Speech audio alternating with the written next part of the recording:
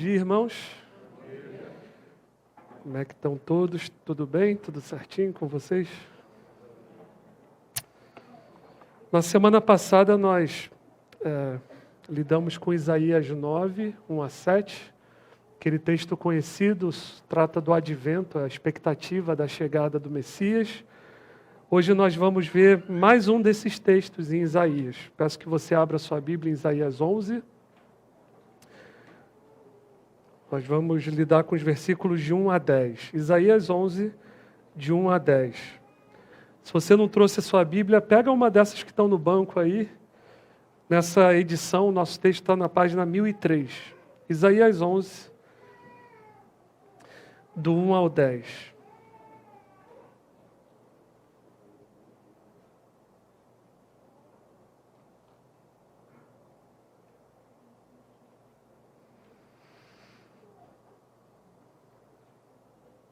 Diz assim a palavra de Deus: do tronco de Jessé sairá um rebento, e das suas raízes brotará um renovo. Repousará sobre ele o Espírito do Senhor, o Espírito de sabedoria e de entendimento, o Espírito de conselho e de fortaleza, o Espírito de conhecimento e de temor do Senhor. Ele terá o seu prazer no temor do Senhor, não julgará segundo a aparência, nem decidirá pelo que ouviu dizer, mas julgará com justiça os pobres e decidirá com equidade a favor dos mansos da terra.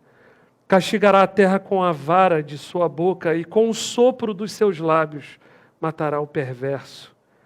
O cinto dele será a justiça e a verdade será a faixa na cintura. O lobo habitará com o cordeiro, o leopardo se deitará junto do cabrito. O bezerro, o leão novo e o novilho gordo andarão juntos, e um pequenino os guiará. A vaca e a ursa pastarão juntas, e as suas crias juntas se deitarão. E o leão comerá palha como o boi.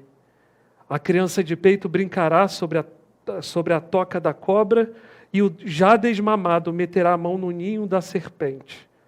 Não se fará mal, nem dano algum em todo o meu santo monte, porque a terra se encherá do conhecimento do Senhor, como as águas cobrem o mar. Naquele dia, a raiz de Jessé estará posta por estandarte dos povos.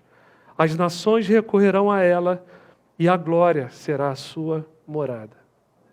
Essa é a palavra de Deus. Irmãos, como vocês já sabem, pelo menos a maioria, nós temos enfrentado um problema como igreja. Um bom problema, eu diria, não é? Nossa igreja tem crescido em número, graças a Deus por isso, e o nosso salão de culto está começando a ficar pequeno para acomodar todo mundo. Então o Fábio Meirelles, nosso diretor de patrimônio, tem liderado algumas visitas a outros imóveis para uma possível compra pela nossa igreja.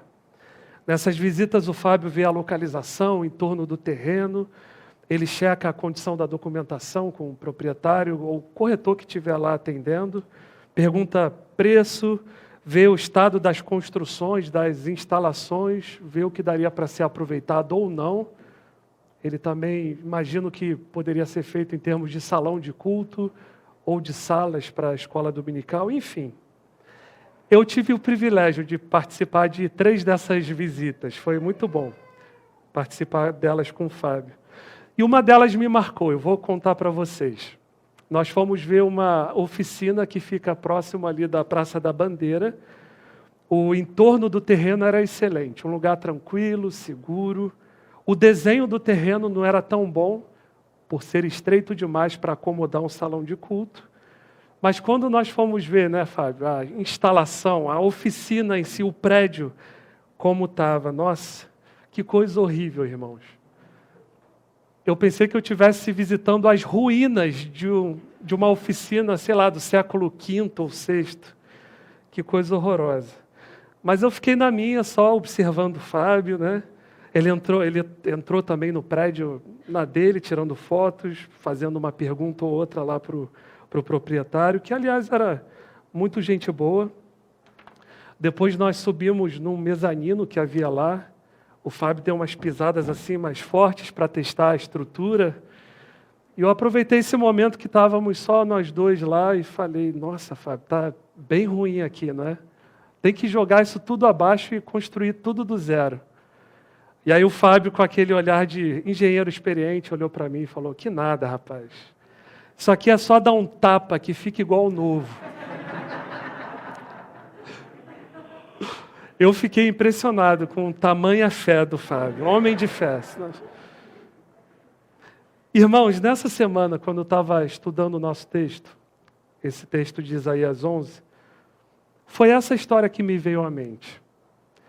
Eu pensei na criação depois da queda, no mundo em que nós vivemos, o estado em que ele está. Está bem pior que aquela oficina que nós visitamos. Está precisando de bem mais do que um tapa, né?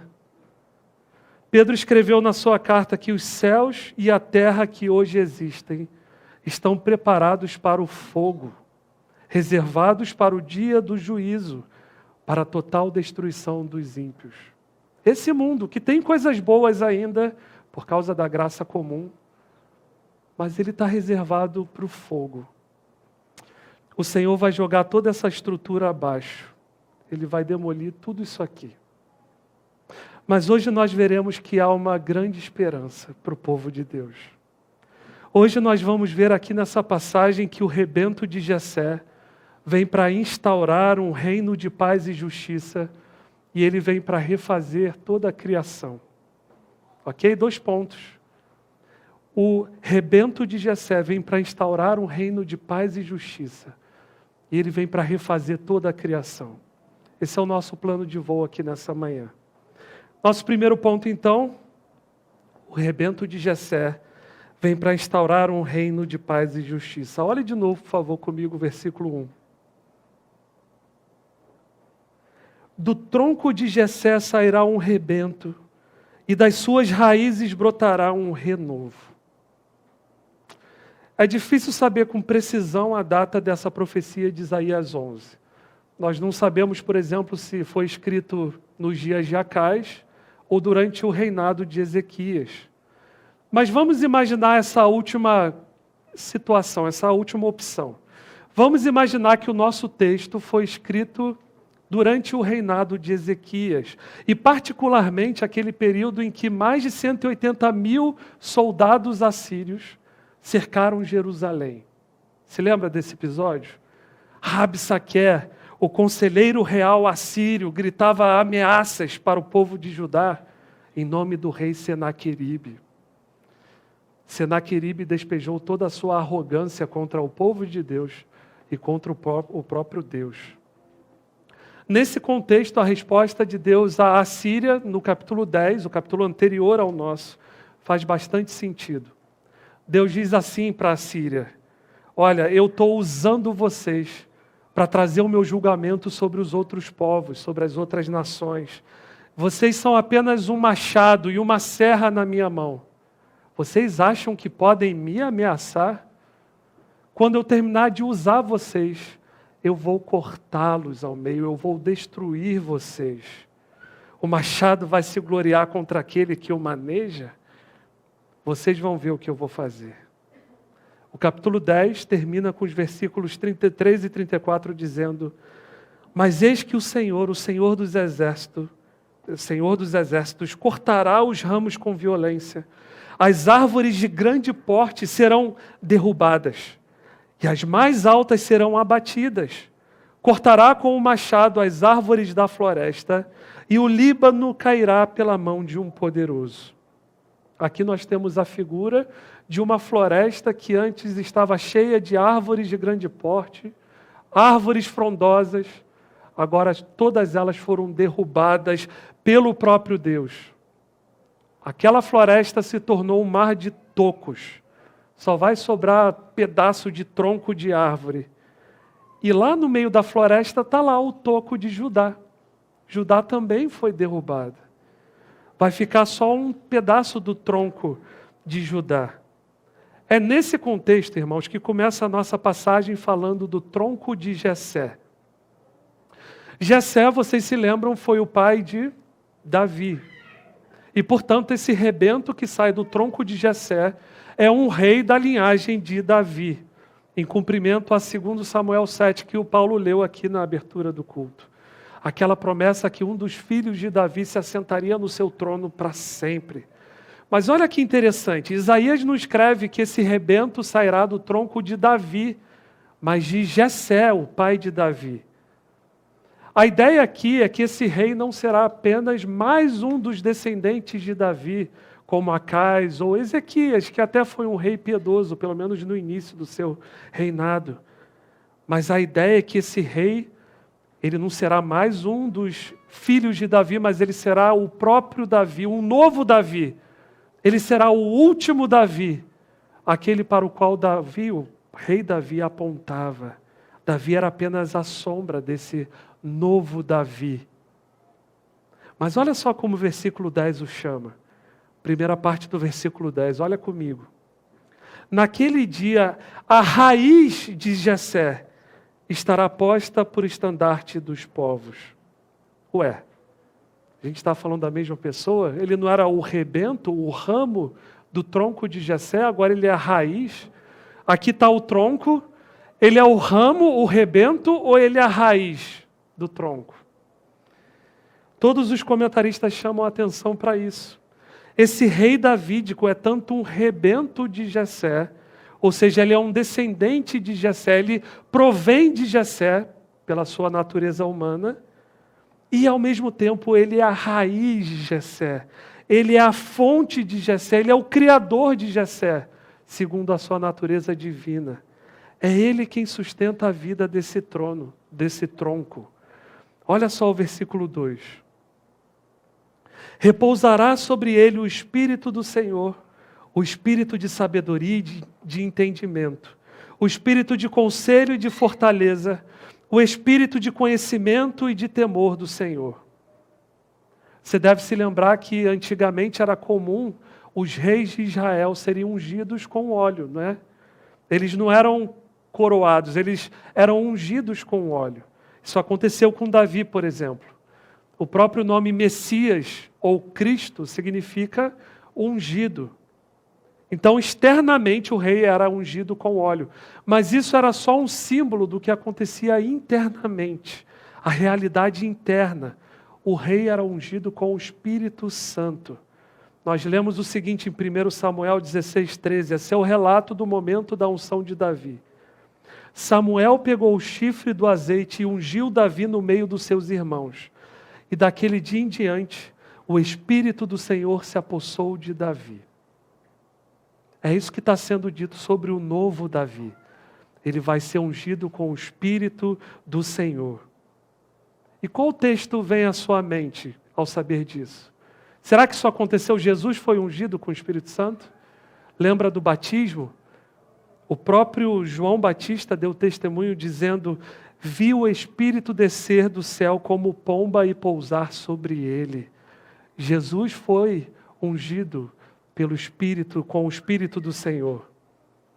Agora, diferentemente dos reis de Israel, esse novo Davi não foi somente ungido ele mesmo com o Espírito do Senhor, mas ele recebeu do Pai a autoridade para derramar ricamente o Espírito do Senhor sobre todo o seu povo. No dia de Pentecostes, Pedro, no seu sermão, vai dizer que esse Jesus, exaltado pois à destra de Deus, tendo recebido do Pai a promessa do Espírito Santo, derramou isto que vedes e ouvis. O Espírito, percebe a superioridade de Jesus em relação a todos os filhos de Davi? Ele não somente é ungido com o Espírito Santo, mas ele recebeu a autoridade para derramar o Espírito Santo sobre todo o seu povo. Davi não recebeu essa autoridade. Você percebe a superioridade de Cristo em relação a todos os outros filhos de Jessé? E como é que é o Espírito do Senhor que repousa sobre esse novo Davi? Olha como ele é descrito ainda no versículo 2. Primeiro, ele é o espírito de sabedoria e de entendimento. Sabedoria é aquela capacidade de fazer boas escolhas, de tomar boas decisões. E entendimento aqui poderia ser traduzido como discernimento.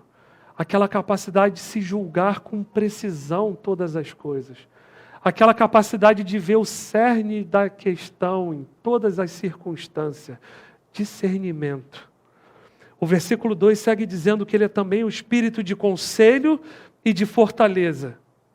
Ou seja, o espírito do Senhor, ele não apenas sabe exatamente o que deve ser feito em todas as circunstâncias, mas ele tem o poder para executar isso. Ele não apenas sabe como bolar um bom plano, mas ele tem a capacidade, o poder, a autoridade para colocá-lo em ação. E finalmente ele é o espírito de conhecimento e temor do Senhor. Isso implica que o novo Davi, ele vai conhecer intimamente o Pai, o Deus, Yahvé. Ele conhece intimamente o Senhor e ele é dirigido pelo temor do Senhor. Pense em como todas essas qualidades são importantes para aquele que é o mediador da nova aliança. Não é confortante saber, cristão, que o seu sacerdote, aquele que intercede por você junto a Deus, ele conhece o Pai intimamente. Ele tem esse relacionamento íntimo e profundo com Deus. Ele que está intercedendo por você junto a Deus. E ele é dominado, dirigido pelo temor do Senhor. Nós sabemos o dano no Antigo Testamento, quando um rei que não temia a Deus, um rei que não tinha esse temor a Deus, se assentava no trono. O povo também sofria imensamente. O rei era uma espécie de representante federal do povo. Então, quando o juízo de Deus vinha, não vinha só sobre o palácio real. Vinha sobre todo o povo, sobre toda a cidade. Deus trazia inimigos para trazer o seu julgamento. E todo o povo sofria quando um rei que não temia a Deus se assentava no trono. Mas nós podemos ficar tranquilos porque o nosso rei, ele é cheio do temor do Senhor. O prazer dele está em temer a Deus. O versículo 2 está aqui para nos mostrar que esse rebento do tronco de Jessé, esse novo Davi, ele é plenamente capacitado com sabedoria, entendimento, conselho, fortaleza, conhecimento do Senhor e temor do Senhor.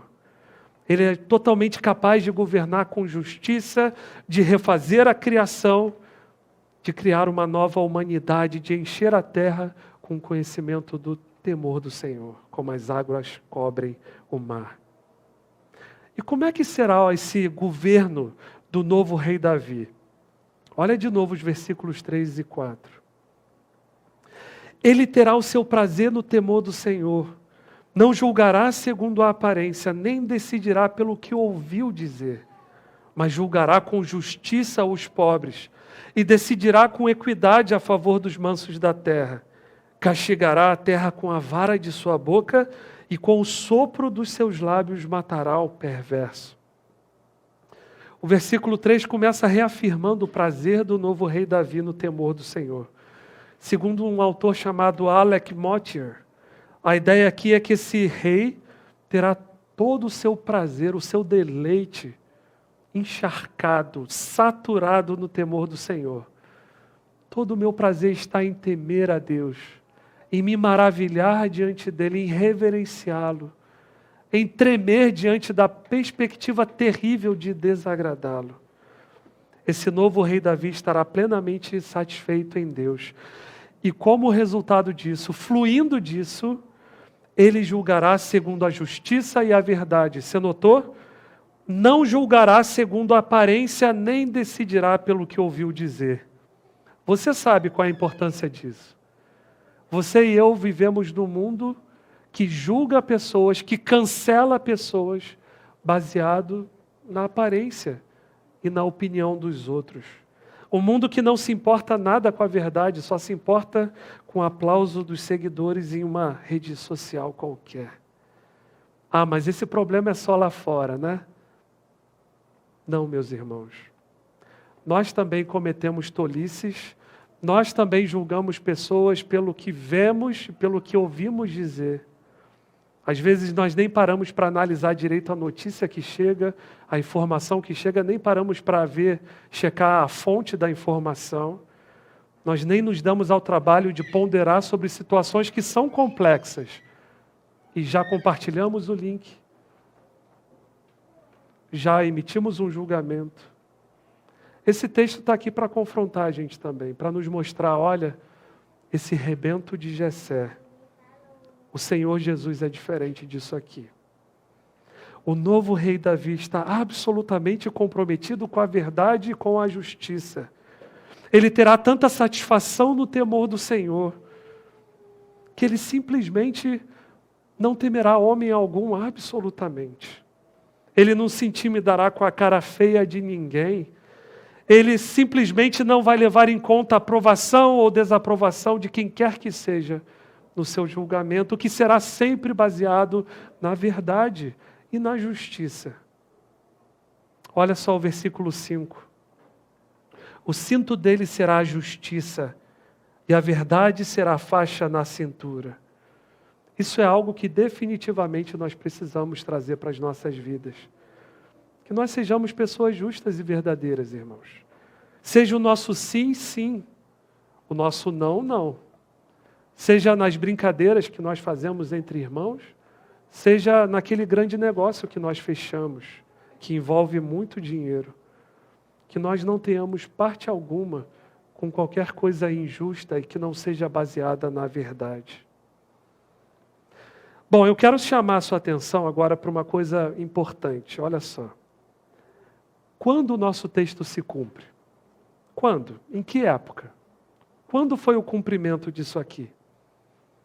O próprio Senhor Jesus nos conta que os versículos 1, 2, 3 e 4a se cumprem na sua primeira vinda. Você lembra que em Nazaré, logo depois da tentação no deserto, Jesus entrou numa sinagoga, ele pegou um livro de Isaías, ele leu a passagem que diz: o Espírito do Senhor está sobre mim. Lembra? O Espírito repousará sobre ele. Porque ele me ungiu para evangelizar os pobres.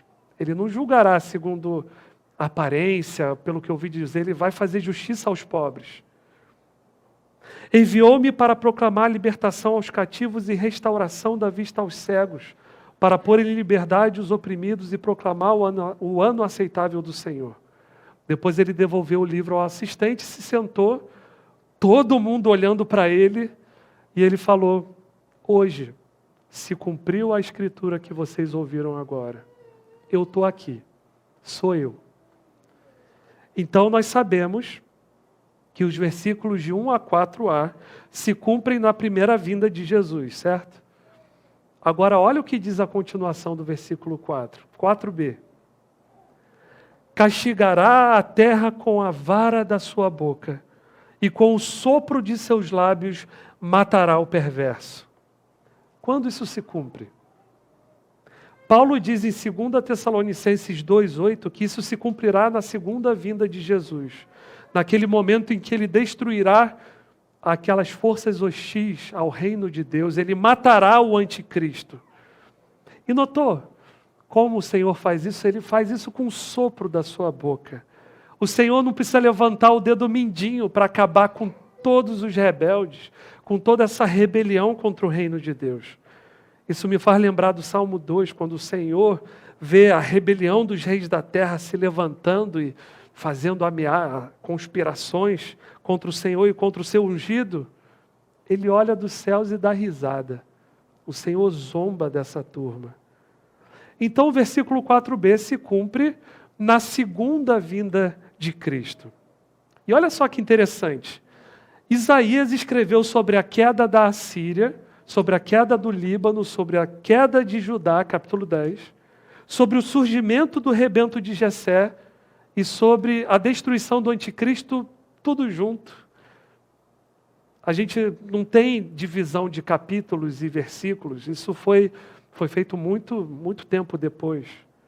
Então Isaías escreveu tudo junto aqui, parece uma coisa só. Isso é bem típico dos profetas do Antigo Testamento, né? E a melhor explicação que temos para isso é a seguinte: é como se Isaías estivesse olhando para uma montanha lá longe, lá na frente. E do ponto de vista dele, aquela montanha parece uma coisa só, está longe, está vendo assim? Parece que a montanha só tem um pico, é uma coisa só. Mas à medida que nós nos aproximamos da montanha, fica claro que, na verdade, ela tem mais de um pico. Aquela montanha que de longe parecia uma coisa só, na verdade é uma cadeia de vários picos, distantes uns dos outros. Isso se chama perspectiva profética, é a maneira como os profetas olhavam para o futuro. Hoje nós conseguimos enxergar mais claramente do que Isaías, apesar dele ser inspirado e nós não. Mas muitas coisas a que Isaías se referiu já aconteceram para nós. Alguns picos dessa montanha que Isaías viu de longe já passaram para nós. Nós vemos o pico do versículo 1, 2, 3 e 4a estão atrás e o pico do versículo 4b está à frente. Nós ainda olhamos para ele, meio que de longe ainda, está à frente nossa, olhando para o texto de Isaías e vai ser mais ou menos assim. Irmãos, esse foi o nosso primeiro ponto. Era isso que nós iríamos ver agora no primeiro ponto. E qual deve ser a nossa resposta? Qual deve ser a nossa resposta a esse ponto, ao que nós vimos aqui? Eu acho que nós devemos nos unir ao salmista, dizendo: ruja ao mar e a sua plenitude, o mundo e os que nele habitam, os rios batam palmas e juntos cantem de júbilos os montes na presença do Senhor, porque Ele vem julgar a terra, julgará o mundo com justiça e os povos com retidão. Esse foi o nosso primeiro ponto e agora o que nós vamos fazer é o seguinte: nós vamos meio que esticar o pescoço e olhar para esse pico que está adiante de nós, que ainda não chegou, para tentar entender como vai ser a consumação do reino de Deus na segunda vinda de Jesus. O que nós sabemos é o que foi revelado, e nós sabemos, por exemplo, o quê? Que toda a criação será renovada. Esse novo rei Davi não vem para melhorar as coisas simplesmente. Ele vem para instaurar uma nova ordem, haverá novos céus e nova terra. É isso que nós vamos ver agora no nosso segundo ponto. Dá uma olhadinha nos versículos de 6 a 8. O lobo habitará com o cordeiro, o leopardo se deitará junto do cabrito. O bezerro, o leão novo e o novilho gordo andarão juntos, e um pequenino os guiará. A vaca e a ursa pastarão juntas, e as suas crias juntas se deitarão. E o leão comerá palha como o boi. A criança de peito brincará sobre a toca da cobra, e o já desmamado meterá a mão no ninho da serpente. Qualquer pessoa que tenha assistido qualquer programa do Animal Planet sabe como as coisas funcionam no reino animal, né? E não é assim. Nós sabemos o que acontece quando um lobo fica pertinho de um cordeiro e não tem nenhuma grade entre os dois. O mundo em que vivemos é um mundo de predadores e presas. Os mais fortes devoram os mais fracos. Mas não no reino do novo Davi. Não vai ser assim, não. Esse texto que a gente acabou de ler te lembra alguma coisa? Te lembra de algo no passado distante que nós não conhecemos, mas do qual temos saudade? Te lembra? Não lembra um pouco o Jardim do Éden? Onde havia perfeita harmonia entre os animais e os seres humanos os governavam como vice-regentes de Deus.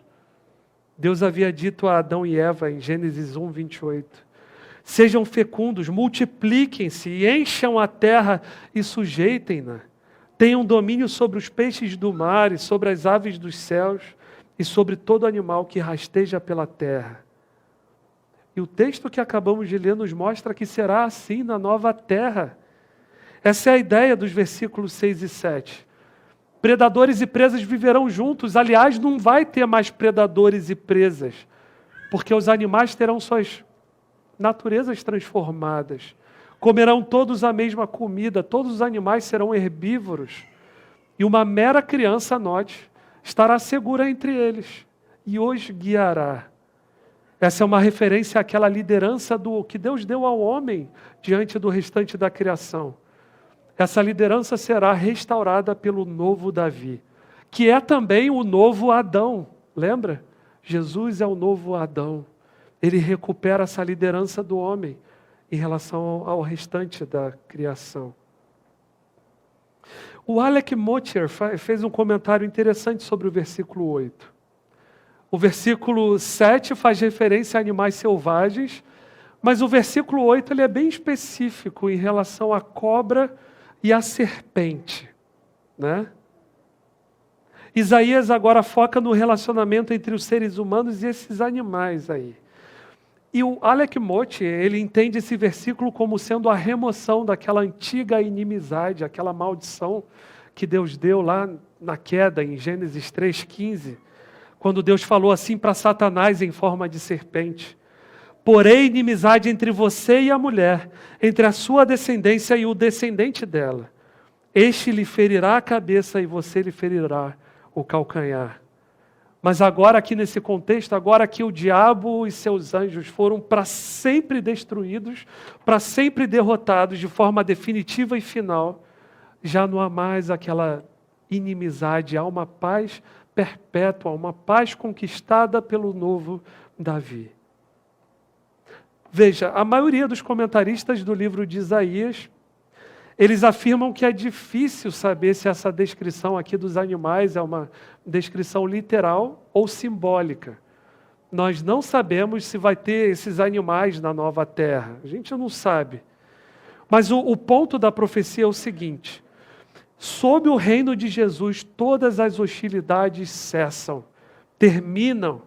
Haverá uma paz perpétua, uma paz vitoriosa, uma paz que durará para sempre. O versículo 9 resume os versículos de 6 a 8, dizendo o seguinte: não se fará mal nem dano algum em todo o meu santo monte, porque a terra se encherá do conhecimento do Senhor, como as águas cobrem o mar. Ou seja, os animais não causarão danos a si mesmos nem aos seres humanos.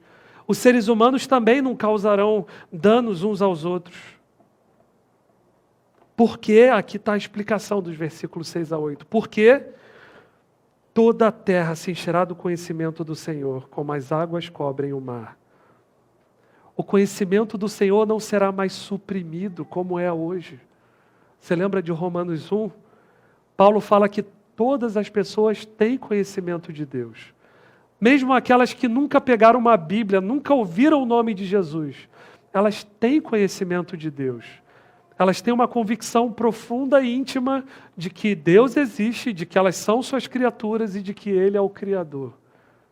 Mas elas não o glorificam como Deus, nem lhe dão graças.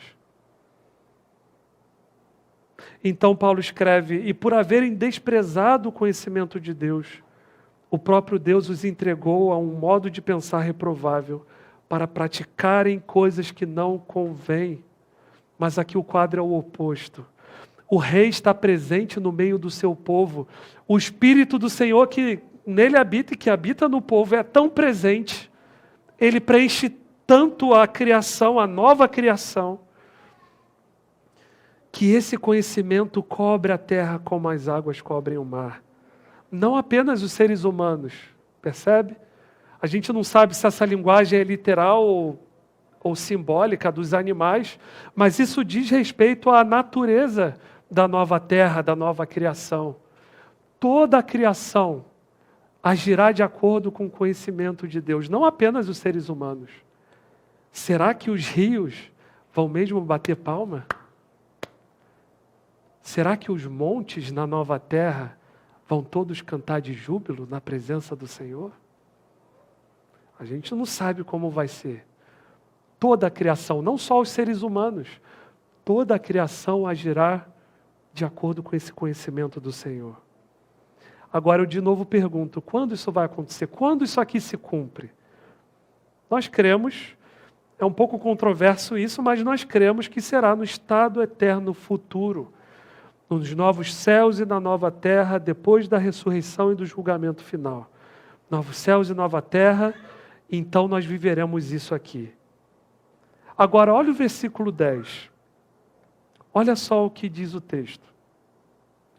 Naquele dia, a raiz de Jessé estará posta por estandarte dos povos. As nações recorrerão a ela e a glória será a sua morada. Esse é aquele versículo que nós vimos antes, que chama o rebento de Jessé como a raiz de Jessé. Ele é tanto filho de Davi como filho do Altíssimo. Ele tanto é um descendente de Jessé como o criador de Jessé, como a fonte de Jessé. É ele quem sustenta o tronco de Jessé. E o versículo 10 diz que ele será posto por estandarte dos povos. Essa referência a uma bandeira, a imagem aqui é de uma bandeira erguida, bem alto, que toda a terra pode ver. E é uma bandeira para os povos, para as nações. E essa ideia aparece não só aqui, mas em outras 2 vezes no livro de Isaías.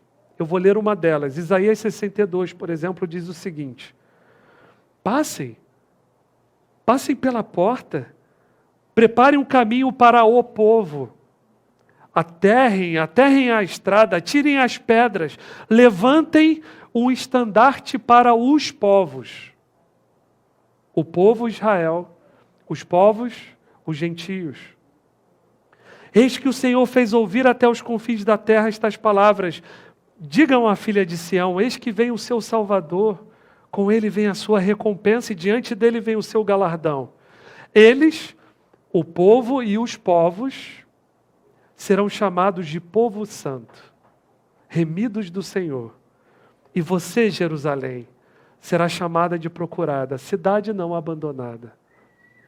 Irmãos, o texto não podia ser mais claro. Deus vai cumprir a promessa feita a Abraão de que por meio dele todas as nações da terra serão benditas. Abraão vai ser mesmo pai de muitas nações. E aqui fica mais claro como isso vai acontecer. Vai acontecer por meio da raiz de Jessé, o novo Davi. As nações recorrerão a ele. O Alec Motyer, de novo, citando esse autor, ele diz que a palavra traduzida como recorrerão, ela significa literalmente buscar. E não é um buscar assim, ao acaso, meio que tateando no escuro, na esperança de talvez encontrar. Não, a ideia aqui é que as nações virão com um compromisso alegre e zeloso diante desse novo Davi. Elas sabem onde ele está. A bandeira foi erguida, as nações veem a bandeira e elas vão até ele. Com um compromisso alegre, comprometido, buscar. Tem zelo aqui envolvido. O reino desse novo Davi será um reino multiétnico. De novo eu pergunto a vocês, quando isso vai acontecer? Será que Isaías está se referindo a um evento específico aqui? Ou a um conjunto de picos? A um pico específico ou a um conjunto de picos? Quando isso acontece? Séculos depois dessa profecia ser dada, se lembra que Jesus entrou em Jerusalém, que nós lemos a cidade procurada, a cidade não abandonada. Jesus, a raiz de Jessé, entra em Jerusalém montado no jumentinho. E as pessoas gritam o que para ele? Hosana, bendito que vem em nome do Senhor e que é rei de Israel. Em outras palavras, bendito sejas, rebento de Jessé. Bendito sejas, raiz de Jessé. Salve-nos agora, Hosana. Lá no meio da multidão, se você se lembra, isso está lá em João capítulo 12. Lá no meio da multidão tem os gregos. Eles foram a Jerusalém para celebrar a Páscoa também. E aí eles procuram Filipe, falando, Senhor, nós queremos ver Jesus. Pessoas de outras nações recorrendo a Jesus. Filipe então chamou André e juntos foram contar a Jesus. Você se lembra qual foi a resposta de Jesus? O que ele falou? Jesus, tem uns gregos aí te procurando. Jesus responde o seguinte, quando ele percebe outras nações recorrendo a ele. Olha o que ele disse. É chegada a hora de ser glorificado o Filho do Homem. Chegou o momento deste mundo ser julgado e agora o seu príncipe será expulso. E quando for levantado da terra, atrairei todos a mim. Ele disse isso para indicar o tipo de morte que haveria de sofrer, escreveu João. Mas, irmãos, será que ele não tinha Isaías 11:10 aqui em mente? Eu vou ser levantado e eu vou atrair todos a mim. Irmãos, acho que é seguro para nós afirmarmos que foi na cruz que Jesus foi levantado como estandarte para os povos, ou seja, na sua morte, na sua ressurreição e na sua exaltação. A bandeira da salvação foi erguida bem alto e ela está erguida ainda. E agora o Senhor nos envia como igreja para as nações, para apontar para a bandeira, para falar o seguinte: olhem, vivam, aproveitem, o diabo não pode mais enganar vocês, a bandeira está levantada, olhem, vejam, unam-se à raiz de Jessé, salvem-se dessa geração perversa, desse mundo que virá abaixo, desse mundo que será totalmente destruído. Encontrem a vida em Cristo, a glória será a sua morada. Venham, olhem para a bandeira da salvação. A salvação, venham, enquanto esse mundo não é demolido, enquanto toda essa estrutura não vai abaixo, salvem-se, venham à raiz de Jessé. Irmãos, essa é a nossa mensagem como igreja, é apontar para a bandeira. Que o Senhor nos encontre fazendo isso como igreja, no nosso último suspiro quando Ele voltar. Que Ele nos encontre fazendo isso, seja aqui perto, do outro lado da rua, seja do outro lado do mundo. Que Ele nos encontre proclamando essa mensagem, apontando para a bandeira que está erguida. Amém? Vamos orar?